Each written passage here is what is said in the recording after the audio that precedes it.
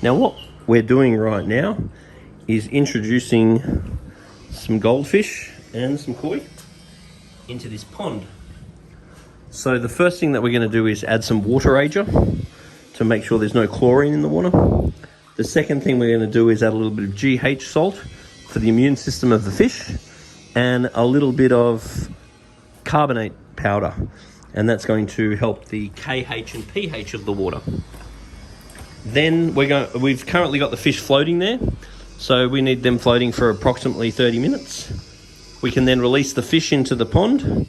We're going to make sure they're fed on very good quality food, and we're not going to feed for the first 2 days. After the first 2 days, in summer, we're going to feed the fish about 3 times a week. And in winter, we're hardly going to feed at all because their metabolism will slow down in winter.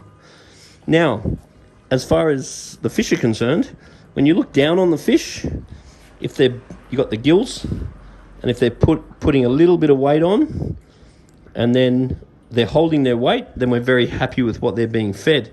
On the other hand, if you've got the gills and it's really ballooning out past the gills, then you're going to assume the fish are overfed. And with the high quality foods, it's just amazing how little food they need. Then you'd need to cut the food down. And if you ever look at a fish and you see the head, and if the body goes in from the head, then the fish is emaciated. It's not getting enough food. So over a period of a month, you will notice the fish either putting weight on or taking weight off. And that would allow you to adjust the amount of food that you're feeding. Either how often you're feeding, or the frequency or the amount that you're actually feeding. So what we do encourage you to do is, if in doubt, bring a sample of water and a video down to Majestic Aquariums for us to check on. So a video so we can see what's going on. And what we'll be looking for in the video very much is water flow. So we're looking at the way the surface is being agitated to make sure there's oxygen in the water. Good agitation there.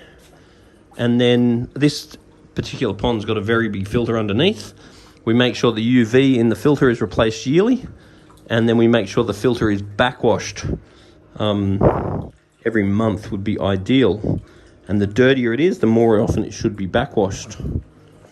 So all in all, should be really beautiful. This water's a little bit discolored, and we believe the discoloration may be from the tannin in the timber, which shouldn't really affect the fish.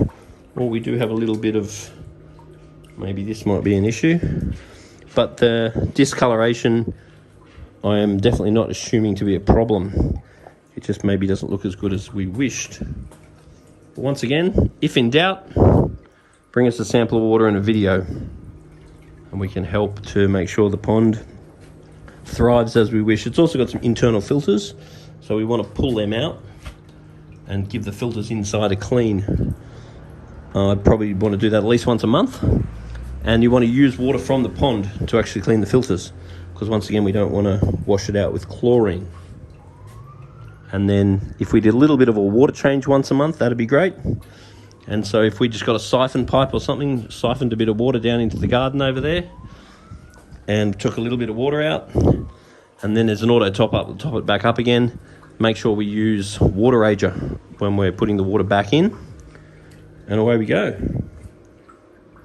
Once the fish get to know you, it's going to be beautiful. So when you first put the fish in, you're just going to disappear. You're not even going to see them. They're going to hide underneath here, and you're going to go, oh, that was a bloody waste of time. But then over a period of months, eventually if you, let's say, feed in the same place each time,